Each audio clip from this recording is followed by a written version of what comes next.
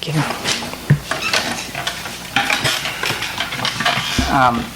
Thank you all for coming out. I see a lot of familiar faces, which is really fun since I don't live here.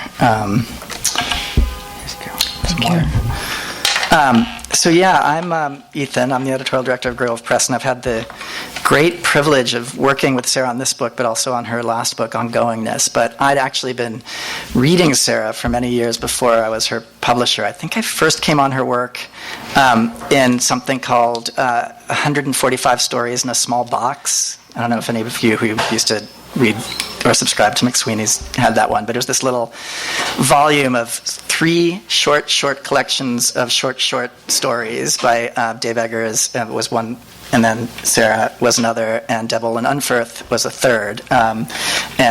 Who is also your author now? Who is now also my author. That's true, actually, it's true. Dave Eggers is going to have to come to Graywolf next, I guess. I guess he's the only one left. I'll have to let him know. But and I'd been a big fan. I was a big fan of that book, but of course, actually, even that was not Sarah's first. She'd been writing books of what other people were calling poetry, but I don't know if you would make that distinction. And then she went on to publish a couple of what other people have called memoirs, but again, I don't know if you would make that distinction among your books. And this is why Ethan's my publisher now. Well, the truth is, people say, "Oh, what do you edit, like fiction or nonfiction?" I was just like, "Oh, I edit books." I don't know. Call them whatever. The taxonomy is for the bookstore, not for me as an editor or Sarah as a writer, I think. And then this book, but in recently her slim books have been getting even slimmer, and I think they're kind of interesting. But this one, if you look at it, which is this lovely kind of pocket-sized book called 300 Arguments, this book started as 200 arguments, actually, so it was even slimmer and could have fit in an even smaller pocket.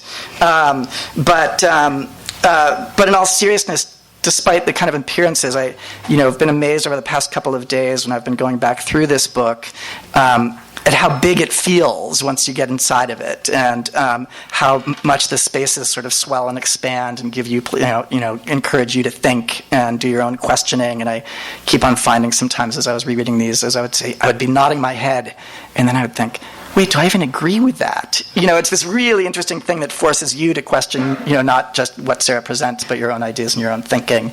And maybe that's in part the power of the aphorism, which is the kind of statement that this book is built on.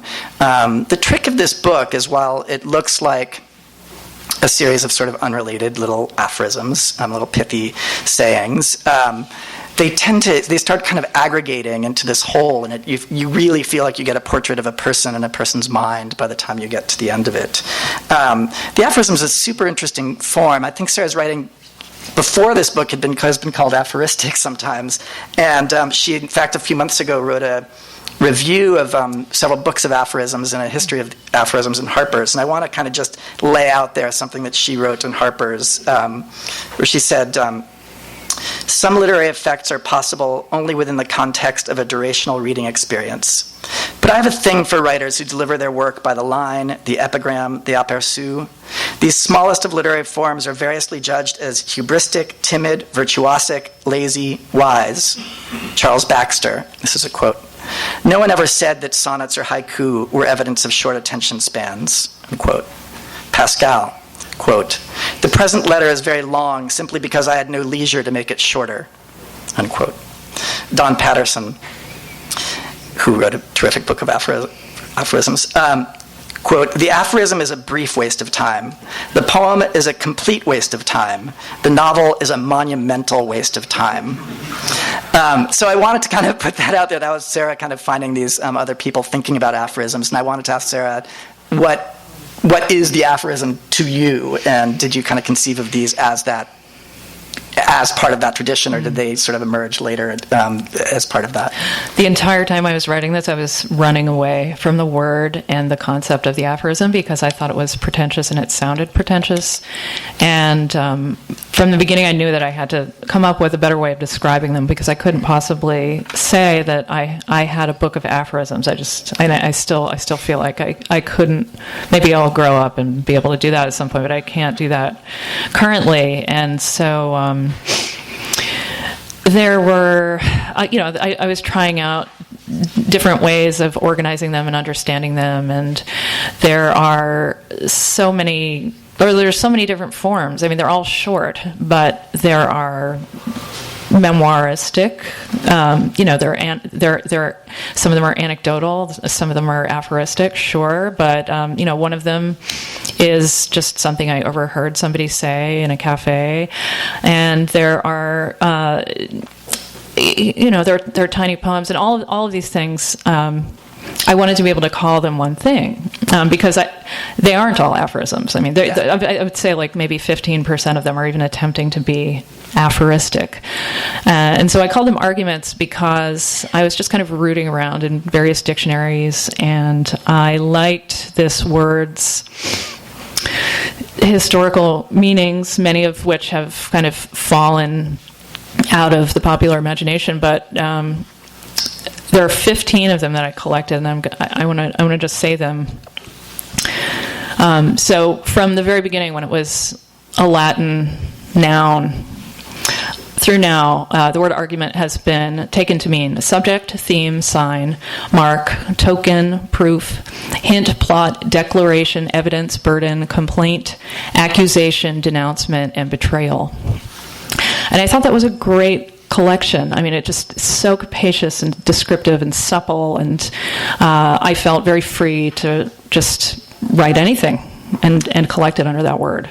That was actually that little sequence of descriptions of arguments were originally going to be the frontispiece to the book, but in Sarah's great ability to cut some amazing material, she took that bit out. But so there are arguments, and would you say are they arguments with the self, with world, with how it, like, what are No, I mean, they're not arguments with. Yeah. They're not even necessarily arguments for, but I think of them lovingly as belonging to this word argument as I just defined it with these 15 terms that nobody necessarily makes.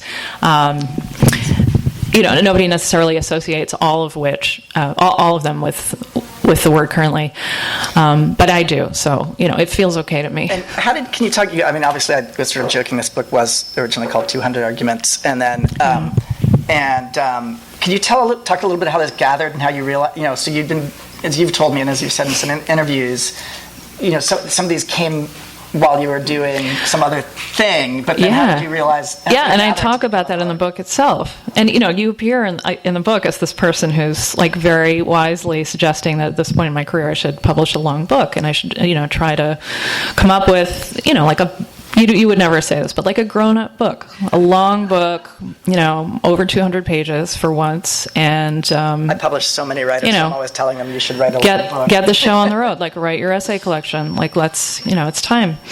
And so I was working on that book, and not really making much headway. And then the best way to start a project is to do it like as a dirty habit on the side.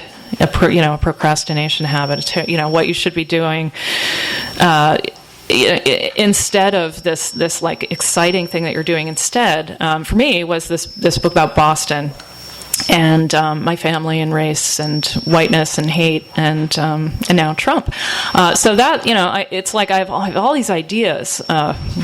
But I haven't written the book, and I don't know how I'm going to write that book. But maybe you always need that big book to be the thing that allows you to write. Yeah, which is another one of the arguments. So I'm like it's like could not be more self-referential, but it was great fun to come up with these 200, and then once I got to 200, it was so easy that I thought, okay, let's go to 300, and then it was much harder to get to 300, and so even though I would have loved to do 500, which is what Don Patterson did, which is what Jim Richardson did, all of these contemporary aphorists. They do a book of 500 of them.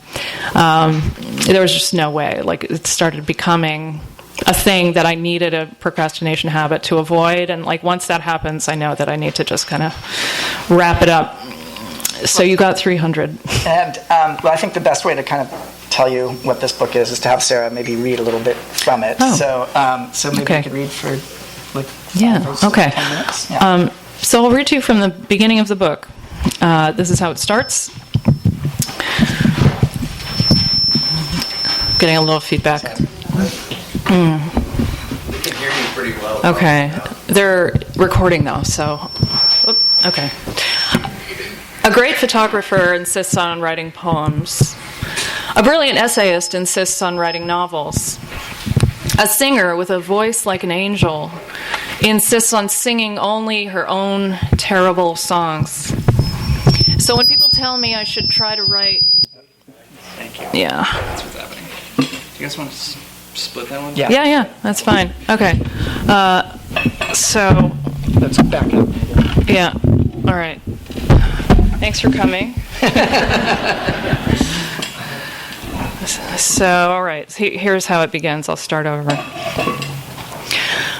A great photographer insists on writing poems. A brilliant essayist insists on writing novels. A singer with a voice like an angel insists on singing only her own terrible songs. So when people tell me I should try to write this or that thing I don't want to write, I know what they mean. You might as well start by confessing your greatest shame. Anything else would just be exposition. It can be worth foregoing marriage for sex, and it can be worth foregoing sex for marriage. It can be worth foregoing parenthood for work, and it can be worth foregoing work for parenthood. Every case is orthogonal to all the others. That's the entire problem. I assume the cadets are gay, but then I see they are merely unafraid of love. They are preparing to go to war, and with so little time to waste, they say what they mean. At faculty meetings, I sat next to people whose books had sold 2 million copies. Success seemed so close, just within reach. On subway benches, I sat next to people who were gangrenous, dying, but I never thought I'd catch what they had. What's worse, offending someone or lying to someone? Saying something stupid when it's your turn or not saying anything? Tell me which and I'll tell you your problem.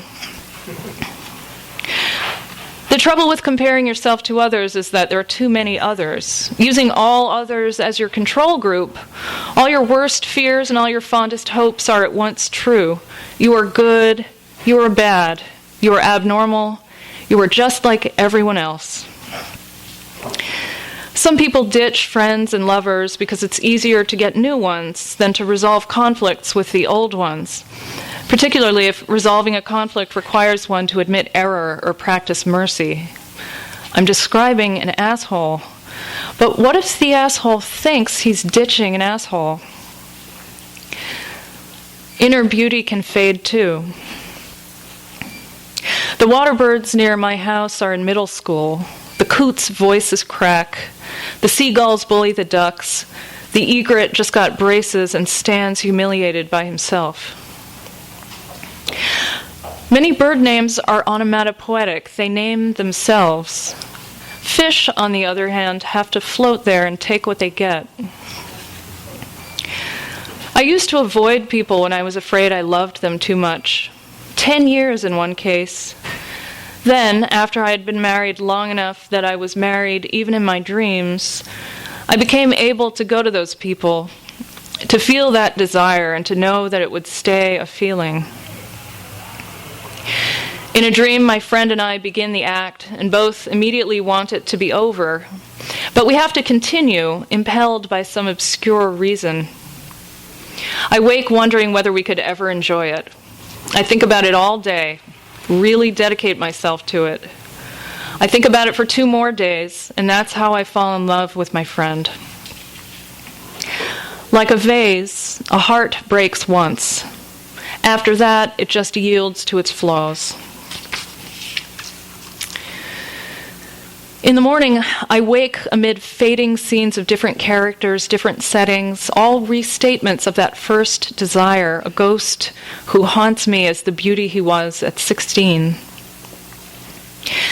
My friend learns Chinese and moves to China, but her limited vocabulary is good for grocery shopping, not for falling in love. When her heart breaks, she's obliged to ask, "Why won't you fuck me?" I've put horses in poems, but I've never ridden one. They just seem like such a good thing to put into literature. Biographies should also contain the events that failed to foreshadow. I remember a girl who was famous in school for having woken from a drunken blackout and said to whoever was there, "Are you my judges?" In real life, my healthy boyfriend said that he envied my paralytic disease, that I'd earned the right to a legitimate nervous breakdown. A few years later, he was in an accident and became paralyzed from the neck down. That's just bad writing. It isn't so much that geniuses make it look easy, it's that they make it look fast. Of a page of perfect prose I read in a dream, I remember only this. "Thank you," she said. Her simple answer concealed the truth. The man who had me in a phone booth married quickly after the affair ended. His novel had everything in it: the phone booth, the shame, the sash he sewed to wear over the surgical appliance in his belly. In the novel, it covers a plaster leg cast. The front page of his website is a glowing glass phone booth standing alone in snow. The book got bad reviews. He has 2 children. I never joined Facebook because I want to preserve my old longings, and also yours. The fastest way to revise a piece of work is to send it late at night to someone whose opinion you fear, then rewrite it, praying you'll finish in time to send a new version by morning. There's some writers here, I see. Having a worst regret betrays your belief that one misstep caused all your undeserved misfortune. I don't write long forms because I'm not interested in artificial deceleration. As soon as I see the glimmer of a consequence, I pull the trigger. This is the last one. My teacher cried while I listened. None of his books had ever made money, not even the famous one, he said. He'd spent his life trying to write perfect books, and when he tried to make money, he couldn't. I didn't think I'd ever feel as old as he seemed at that moment, but here we are. Thank you. Those are so great. When I was first reading the first couple of times I was reading this book and going over it, I felt like these pieces were, I don't know, you could almost do a sort of taxonomy. As you say, there are actually only not more than a handful, but there's only a subset of this book that are traditional aphorisms, I guess. You know, things like some others that you didn't read, but that I kind of jotted down, are things like "bad art is from no one to no one." And another was, "There are 2 kinds of people, you and everyone else." And these, to me, seem like the kind of, really sharp, the shorties. The shorties seem like the kind of conventional aphorism that I think you talked about in your review, and as somebody said, that, a traditional aphorism needs a twist. Mm-hmm. Can you describe that a little bit, and how? I don't know. I'll try. Yeah, that idea belongs to, I think, James Geary. Was it? Yeah, that's it. That was it. Yeah. Wrote a book that's kind of a collection of aphorisms intermixed with a critical essay about aphorisms, and it's more like an anthology, gently, with a lot of gentle interruptions. And the book is called "The World in a Phrase," and he defines the aphorism by it's having 3 qualities. It has to be short, it has to be universal, and it has to have a twist. I think those are the 3. And of course, that just seems to mean anything under a paragraph seems to satisfy that. But did you feel, as you were working on these, did you feel sometimes like? Did these emerge with the twist first, enough. Or that or you have to push them, or so? How did you? Well, I do find their shapes, I guess. One sometimes. Of the best edits that you gave me to a bunch of these. So the editor compliment fishing here. No. Well, one of the best edits was you said that this needs more, it needs an extra beat, or it needs it needs to take one further step. And of course, I was immediately frustrated. Like what? It's one, Any ideas? No, it's one sentence. Like, how many more steps can it possibly take? And if the whole thing is a step, how can I add another step without just demolishing the structure of it? But you were right. Most of the time. That's all I ask. But what you're asking for was that twist. It's the last you see, you see where it's going. There's not a lot of places to hide content in a sentence or even in 3 sentences, but. Yeah, there's one later that has kind of what I think of as sort of a good twist. Is, I wish someone would tell me what I should be doing instead of this, that he'd be right, and that I'd believe him. So it's that last bit, and that I'd believe him is a real revelation of character in a way. It tells you a lot about, I think one of the interesting things about the book and the way that it doesn't just remain a collection of these, very bright, sharp observations, but becomes sort of a portrait of the artist in a way, is in those little twists. I think sometimes where all of us feel, we wish we knew what we were doing or something. But the sense of that, I would believe somebody, tells you a lot about, the author.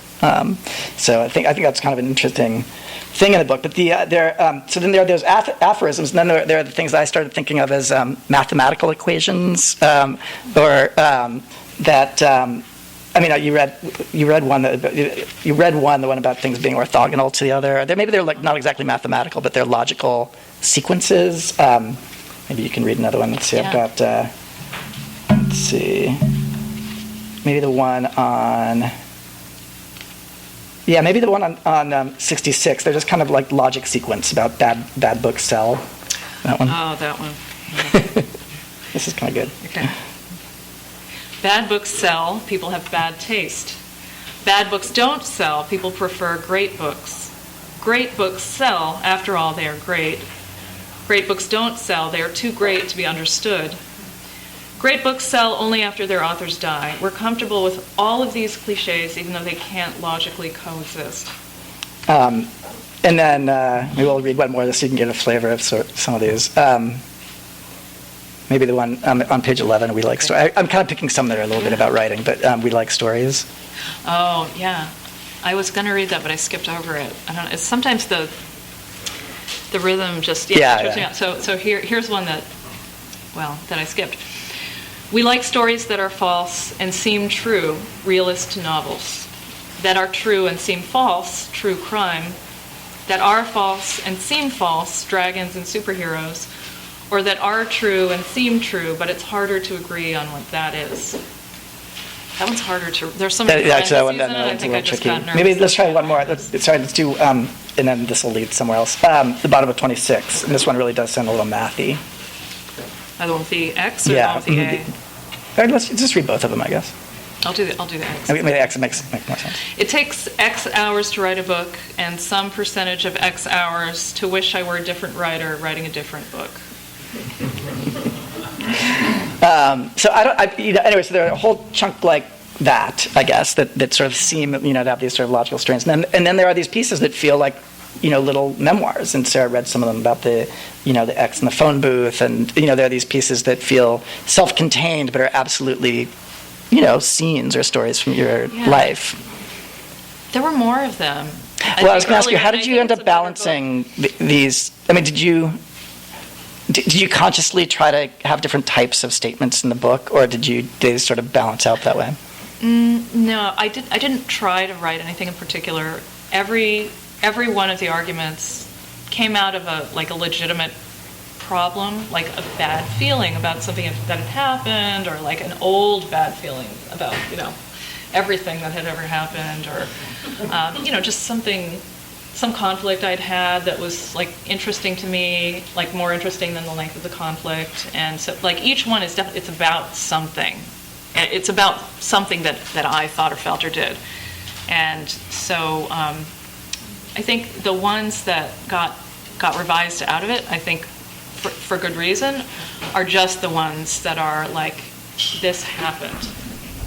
Some of them are still in there. I think the slightly more interesting things that happened, but those are obviously not aphorisms. It's right.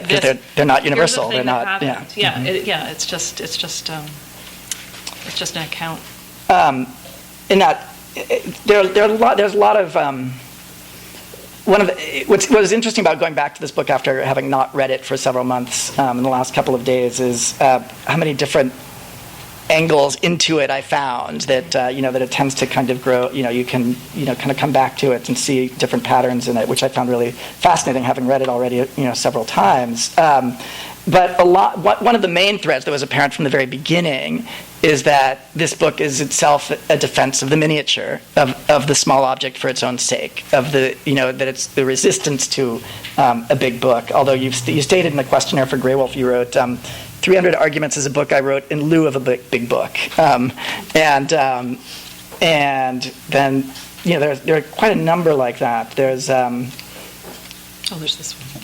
Well, yes, exactly. There's the back of the book, which is, think of this as a short book composed entirely of what I hoped would be a long book's quotable passages. But then there's this one, too, that I used to write. So this is the sort of more elegant account of the story that I told you about why I wrote the book. But I used to write these while playing hooky on what I hoped would be my magnum opus. Assigning myself to write 300 of them was like forcing myself to chain smoke until I puked, but it didn't work. I didn't puke. And then, again, actually, sorry, and this one, too, is relevant text. I want to talk about this. Okay, fragments, yeah. The word fragment is often misused to describe anything smaller than a bread box, but an 800-page book is no more complete or unbroken than a 10-line poem. That's confusing size with integrity. An ant is not a fragment of an elephant except orthographically. So I found this to be, that this book was a defense and in itself a kind of example of what a small book can do, and yet there's this sense that it has to be defended. Yeah, well, I have this sense very much. I'm sure many poets don't have that sense. Like their form is simply a small form, or a visual artist who just uses small, makes small paintings or small sculpture. But for some reason, with writing, I feel something short needs to be defended more. Maybe because everybody knows how to type a lot of stuff now, and like everybody can write anything and put it on the internet, and it's like and I'm sure this says more about me than about, like a very confident poet who just writes 10-line poems. Jeffrey Nutter, didn't he write that book that was all like 10 or some very small number of lines? And it's a legitimate project if the author acts and says and feels that it's a legitimate project. But while I was making this book, it just didn't feel like a legitimate project. So a lot of that kind of internal conflict is captured in the text of the book. And I think that's interesting too. I mean, I see another writer I've worked with in the audience who's been told many times that he needs, that the publishers are waiting for the big book, but the books are the big books are the big book. Everybody, right? I wasn't. I don't know. Maybe I was. Now I want to know who it is. Hi, Jeff. But I think that's it. But the sense that the project isn't recognized in a way that that the books that the books are their own statement, and that you would be a different writer if you were writing 800-page books, so it wouldn't even make sense in a way. I mean, if I were a writer for whom the 800-page book was my natural register and like a form that was comfortable, then I would just be doing that. But there seems like also a lot of these pieces are about, as you said something, there's that line about genius being speed, I guess, essentially, and then you have another line there's a lot about efficiency in here, and that you see. So do you feel like that as a reader too when you go to big books? Do you see them as having flab, or do you see them having their own justification? This is a terrible thing to admit, but okay, I haven't read a long book in a very long time. Mm-hmm. I'm teaching a class on autobiography right now, and all of the books are, I wanted them to read 13 books, and so they're all under 200 pages. And, many of my favorite newly published books are also approximately that size. J.D. Daniels' book, The Correspondence, which I think is out or almost out, and Otessa Moshfegh's really short novel, Eileen, which I think is a perfect book. And I've argued with so many fiction writers who say that her stories are better, but it's the perfect short novel. Yeah. And I did start reading The Golden Notebook, but it was a library copy, and yes, I use the library and I should buy books, but maybe I'll buy one today. and read it. Have you read The Golden Notebook? No, that was so Oh. not, no. Yeah. Well, it's a long book that, I mean, it's an amazing book. Or so I hear. Someday. One of the kind of other, there are a lot of little swirling themes in the books, and one of them, which I found I would never be able to write about honestly, is envy, which I found very fascinating in your hands, and you actually wrote a whole piece about it in the New York Times Book Review too, about envy, and maybe you could read a few of sure. these. I think these are starting around 73. Okay. Let's see. You could start with one woman, maybe. Oh, sure. I think there's a little stretch here. Okay. So. How? Let's see, right through. Should I go through Fascinatingly Old, or like there? Yes, exactly. Okay. Yeah. Okay. One woman is beautiful, the other isn't. Both are brilliant wits. One boasts a scholarly fluency. Both have earned a lot of money from their writing. Neither has children. Both live alone. One of them tends toward cuteness, the other toward pedantry. I realize I don't envy them exactly. I envy a hybrid monster with some qualities of each woman, but all of neither. A monster I dreamt up specifically to envy. I don't envy the great writers. I envy those who believe they might be great. You aren't the same person after a good night's sleep as you are after a sleepless night. But which person is you? So many things I'll never try again. People my age who are still trying, I don't know where that energy comes from. Perhaps they're unhappy. Perhaps I'm happy, but I never thought happiness would feel like this. Turn 40 and suddenly you're too old to die tragically young, but at least you still have a chance of dying fascinatingly old. One of the other many things, this book is an excellent midlife book. You know, there's a sense. My midlife book, for sure. Did you notice that in the pieces, and that they started yes. kind of like gathering as a theme too, or? Yes, and maybe I was just kind of leaning into this cliche all my life, but I really felt like the midlife crisis is this, like, it actually is happening. You know, I think I'm done, but like I was having it at the time that I was writing these, and there were just so many little frustrations and nasty thoughts, and I mean, I had to expel them, and in these, like, you know, pellet form. And this book is absolutely, it's a book about failure. It's a book about midlife. It's a book about getting comfortable with failure. It's a book about recognizing that failure is actually, a legitimate skill that you need to learn and practice. It's the book in which I, like, almost but not quite, kind of understand and accept the kind of writer that I am and the kind of books that I write. And we talked about it too, and it's interesting. There's something about this perspective that we talked about and kind of unironically as wisdom literature, in a sense. Yeah. And is that the kind of literature that you read? I mean, wisdom when we think of it as inspiration, like kind of inspirational literature, but it's not.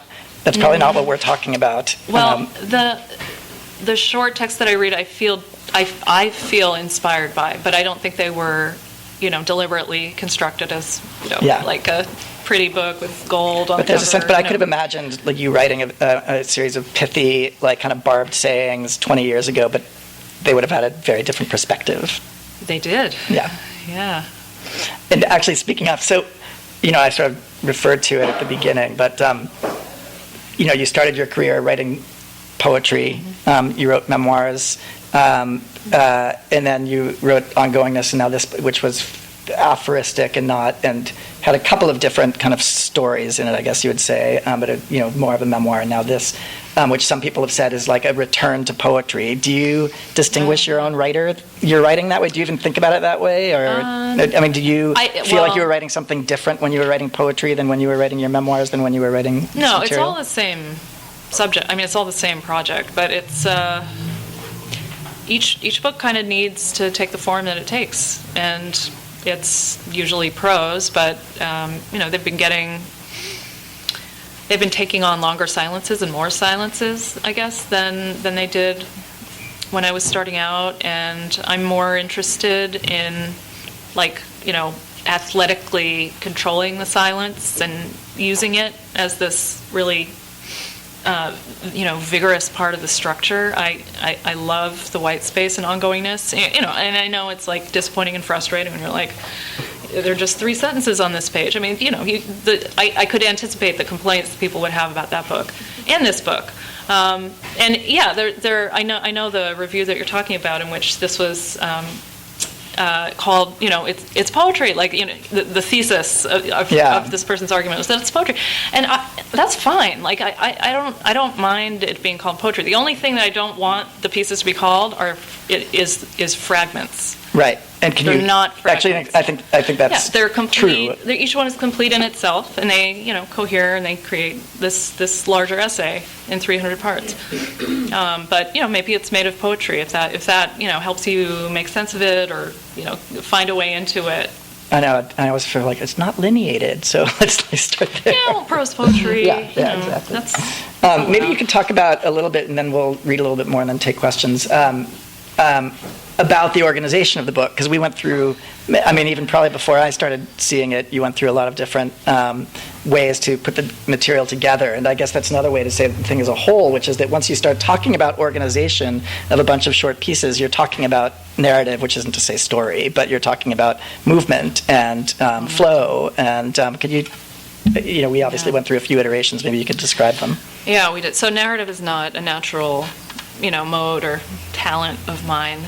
And I was extremely resistant to even trying to put them in order, because I'm just not great at putting a narrative in order or anything. And so the original order was, I think, in kind of a salute to this Jenny Holzer piece that I've loved since the 90s called Truisms, and it's a bunch of one-liners derived from Eastern and Western philosophy, and she organizes them in the piece that I have in 8 posters alphabetically by first word. So as I wrote them, I would neatly file them alphabetically, because any order seemed absolutely arbitrary.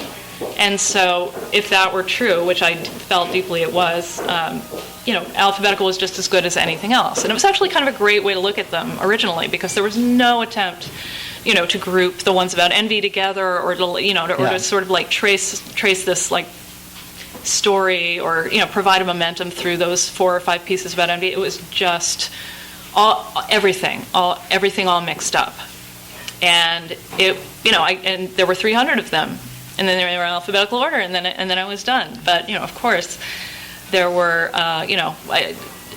wiser and different brains kind of. I think we had 7 sections at some point early on, right? We had sections with and without titles. We had, I think there was a moment where I did this annoying publisher thing, where like, let's try to put these in sort of chronological order with the personal stories from when you're young. Yeah, there were many. There were many attempts, and that just didn't work. And I think another writer could have done that like very beautifully, but I just feel so overwhelmed when I have to put even like 10 things in order. In a piece of writing, and these are 300 things. So it's weirdly unwieldy, even though it's small. It's incredibly unwieldy. And honestly, the 7 sections, that was the step forward into being able to, put them together from 1 to 300 the way they are now. And the 7 sections were like self, others, desire, work, art, work, failure, and death. Right. In that order. And once it's always ended with failure and death. That's never changed. Once the sections themselves were just these groups willy-nilly. Like there was no. I believe they might even have been. I alphabetized them after that. And I was like, okay. But once they were in the sections, I could deal with like 40 at once. That was just about manageable. It's like putting a book of poems together. It's like 48 to 64 poems, 48 to 64 pages of poems, and so that felt manageable. I did the sections. We put together the sections, and then there was quite a bit of like wanting to transition not quite so quickly from section to section, and I think your fingerprints are all over this sort of like one section going into another, and then finally all of that scaffolding was removed because Right. I didn't want sections, I didn't want front matter, I didn't want back matter, I didn't want anything in the book except the arguments, and that's basically how it. Yeah, they're still sort of there. They're kind of bare in a way. They're just unlabeled, but they're somewhat there. They're there. They're doing their job. Yeah. Well, maybe you could read a few more of these, or a handful more of these, and then we could take some questions. Okay, I'm going to read from toward the end. So, let's see. Yeah. Oh, you know what? No, I'm going to start here. This is a good one. I'm on 79. Yeah, great. At 40, many of my college friends are either wildly successful, dead, or almost dead. That's the outcome of 6,000 adolescents being told every day for 4 years that for them, the best and brightest, anything less than wild success is failure. I heard wailing, a woman's voice. I turned to look, and as I did, I heard someone standing nearby murmur that a child had gotten lost, disappeared into the enormous park. Then I saw the woman. She was running, careless of the scene she was making, carrying another child in her arms, a smaller one, too small to wander away and get lost in a park. A baby. First thought, how terrible that she cannot kill herself. I wish I'd known at 21, when I developed a chronic illness and became suddenly alienated from my peers, that over the decades, one by one, all of them would come to join me on my island. Out of the corner of my eye, I glimpse a cockroach I immediately hope is a hallucination or some pathology of the eye. I used to pursue the usual things, sex, drugs, rough neighborhoods, in order to enjoy the feeling of wasting my life, of tempting danger. Motherhood has finally satisfied that hunger. It's a self-obliteration that never stops and that no one notices. For a little attention, complain a little. For a lot of attention, stop complaining. Only a fire can teach you what survives a fire. No, it teaches you what can survive that fire. When I started cracking my knuckles, I was told it would produce painful arthritic swellings, but it felt so good, I kept doing it. 30 years later, my knuckles are fine. I crack them in loving memory of the old risk. I love singing in choirs, climbing out of subway tunnels onto crowded sidewalks, shedding my discreetness and disappearing into the local environment. That's the most about death, I think. Any of them get. After I became a mother, I became at once more and less lonely. I feel less lonely when I consider the nameless others, the unknown billions who have participated in this particular loneliness. Not every narrative is an arc. The universe, for example, just keeps expanding. But from the universe's perspective, the expanding might barely have started, or it might be almost finished. I grew up amid violently white winters and green summers and roaring autumns. Now, in a place without such seasons, I'm stuck in a waiting room with the TV on the same channel all day, and I'm never called in for my appointment. Beside the highway are the mountains of the windward volcano, the green curtains that flutter around heaven. We see them for only a moment, so they look like stone, but the gods watch them billow in the wind. I'm going to read like 3 more, maybe? Yeah, great, perfect. What fails to kill me will kill me eventually. I want to shed my fears one by one until there's nothing left of me. I didn't know how to knit when I joined a knitting group with a half-dozen women who had been born rich. I thought I'd learned something they all knew, but in the end I found there was nothing they all knew. There was just money. I'm going to read one more, sorry. This just feels appropriate. There once was another Sarah Manguso. She lived in Colorado. Then she changed her name and disappeared from the internet. I miss her. Thank you, Sarah. Thanks.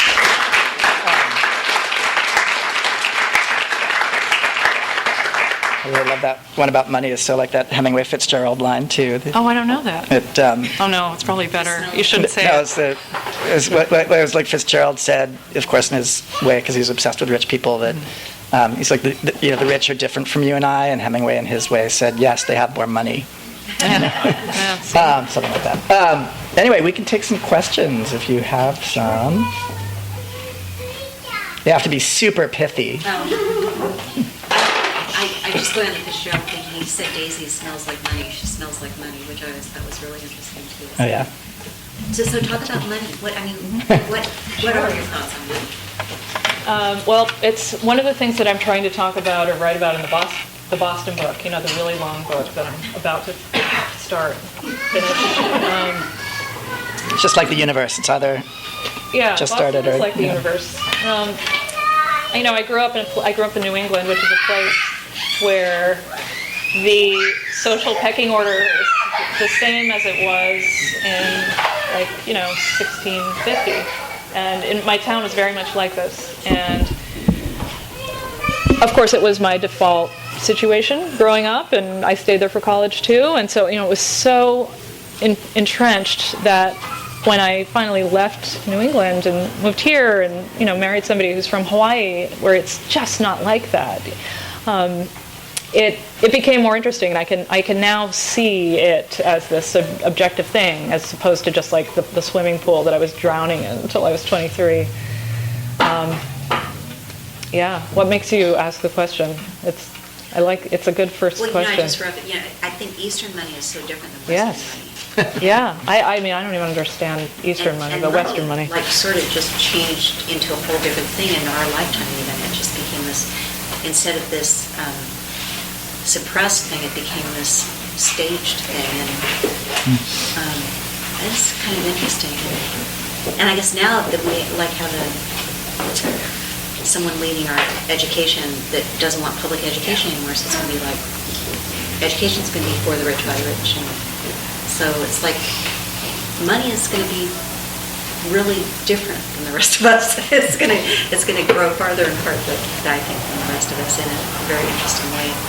And when I say us, I mean for people coming after us. Thank you. Yeah.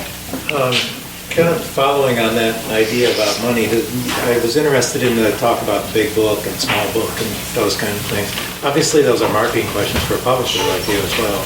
So maybe you guys can talk about how that plays into the idea of a big book, or the pressure on the writer to write a big book.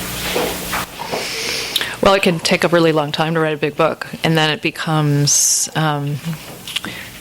it's more feasibly marketable. Because look, a big book, you should, it's important, buy it. But if it takes you 14 years to write your big book, then even if it sells, There's also a myth that big books take long. I mean, that's not also necessarily right. true It's either. not always true. Like a very small book or a book of poems can take years to write. So there's it's just a fallacy in there. But yeah, I mean, small books are described as gems, as as things to be kind of maybe admired, but that aren't big statements about society or something. So publishers will often try to force somebody into a bigger subject or something. But of course, often as often as not, the big books fail to be big books too, just because most books fail. Yeah, Jim Richardson has a great aphorism about this, actually. If you're Bishop or Larkin, one book a decade is enough. If you aren't, it's more than enough. So, Very good. yeah. Yeah, in the very back.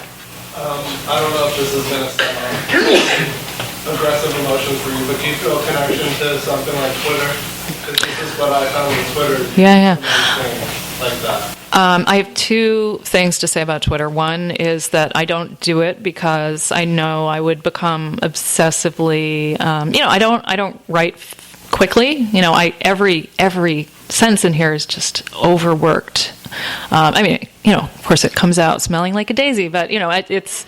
I don't toss them off. I don't toss things off. And the other thing about Twitter is that it was founded by my 6th grade crush.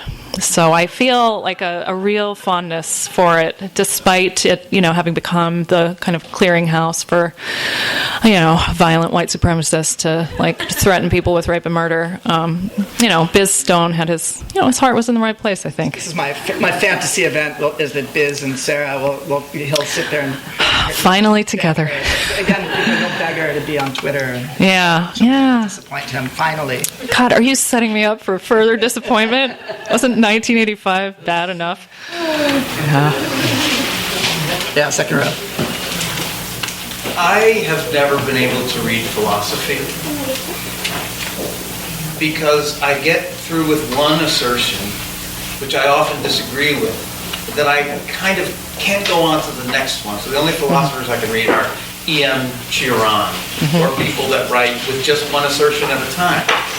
And, this to me is a perfect example of that. So I want to thank you for making me feel like I just sat and listened to some philosophy, which I enjoyed and understood. Thank you very much. Thank you. That's quite a compliment. And you and E.M. Chiron would get along. I love Chiron. I mean, as Richard Howard translates him, but yes. There is a quality of propositions in some of these, too. I guess maybe those are some of the ones that I think of as logic-y. But yeah, logic-y. How long did you spend on the book? That's a hard question to answer because for me, writing a book isn't like what I do full time for a set time. But and some of the earliest pieces are like 15 years old. But God, I don't know. Do you know? When I first started, I should know the answer to this question. It's like It was a few years. Yeah, well, actually starting to realize that they might be a book. Yes, for a couple of years. A couple of years once I kind of signed on to the idea that I was writing a book of them. But I mean, I was toying with the form for quite some time before that happened.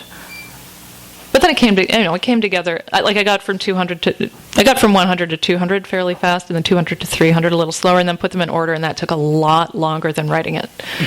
But the whole thing was like 2 or 3 years, I think. All the way in the back? Uh-huh. Do you have a favorite one or one that's very special to you, and why? Did it take you a long time to write, or was it very easy, natural, and you? Yeah, I have a few favorites. The one on the back, think of this as a long book, the quotable passages. I also am fond of the one that's sort of the myth with the mountains around the Windward Volcano, which I just read. I like that. It's kind of an oddball. Yeah, I like the oddballs mostly.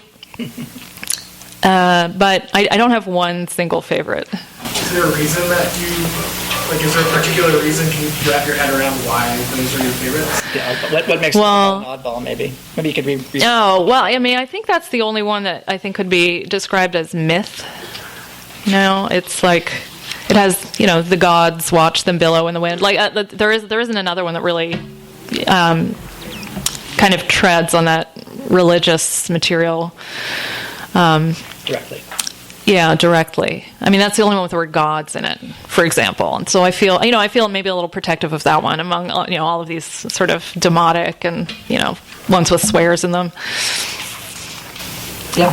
Would you write another book like this? I am writing another book like this. But mostly I'm trying to write the Boston book because, Ethan needs to sell that. Yeah. Mm-hmm. Tal Lynn came here, and there's another woman, Monica, I think she's a Latina. I'm sorry, I don't know her name, but her writing doesn't move me. I had trouble with it. And Michael Silverblot was there that day, reading here. I went over to him and I said, I just don't get this stuff. And he said, aphorism, just like one word of summing up. And after hearing you today, that doesn't feel right. I still don't get them. I went back and I listened to Michael interview those two, and they seem to be expressing catharsis. They saw Twitter as quick publishing, significant, resonant publishing, very serious about media for expressing it. They saw it as publishing.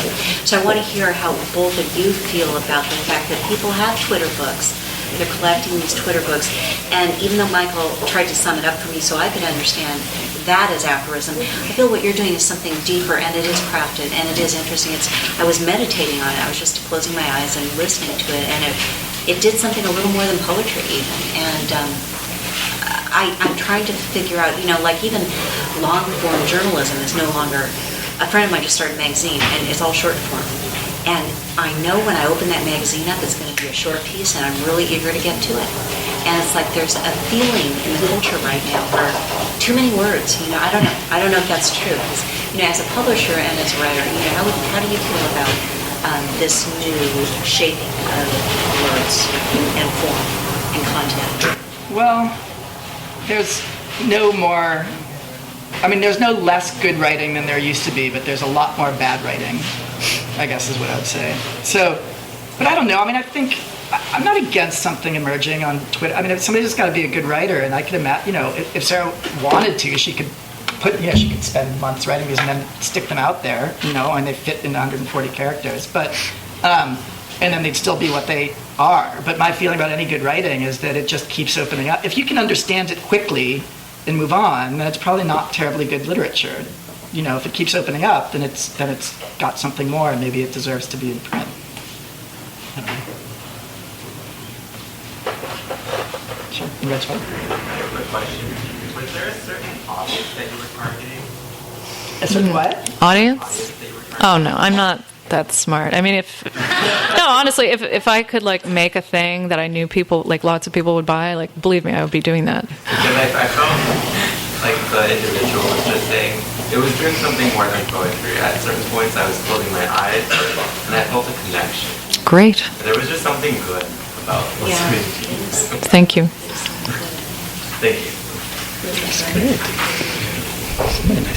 Yeah. Maybe one more question? Better be a good one, guys. Come on. Don't have to, but if there's one out there. Or we could just end on that lovely compliment. That's More okay. compliments are good. There are lots more compliments. I wanted to ask which one was, if you're willing to share, was the one you overheard in the cafe? Oh, it says overheard in a cafe. I overheard this in a cafe. I don't know what page it's on, but I thought it was really funny. I don't know. Yeah, I could. Yeah, it's on one of the pages. You'll find it. Do you have a question? I don't know, it's just that Matthew and I were just talking about this before this reading. I love this book so much, and I got an early copy a while ago. And we were talking about how so many of our favorite books these days are kind of outside the traditional narrative.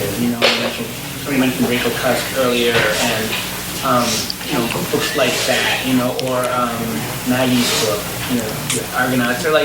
They're not. None of these books are hard to access.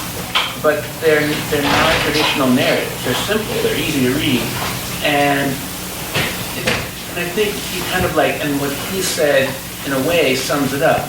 You can't target an audience, but you can try to write somebody's favorite book, and that seems to be your effort here.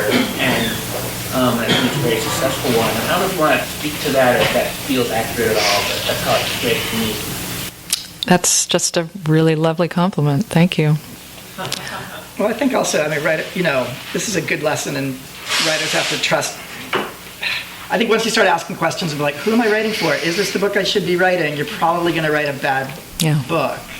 And the kind of ironic thing is that actually this book, which seems super small, is doing incredibly, is being received really enthusiastically and passionately, and is even selling some kind of this really non-commercial thing. So it's kind of, I don't know, stick with what you do and keep going at it. Good advice. All right. I think we'll thank you, Sarah. everybody. Thank you so much. Thank you so much. You've been listening to the Skylight Books author reading series. Don't forget, you can listen to this and all of our other great podcasts at skylightbooks.com. Thanks again for stopping by, and we hope to see you soon.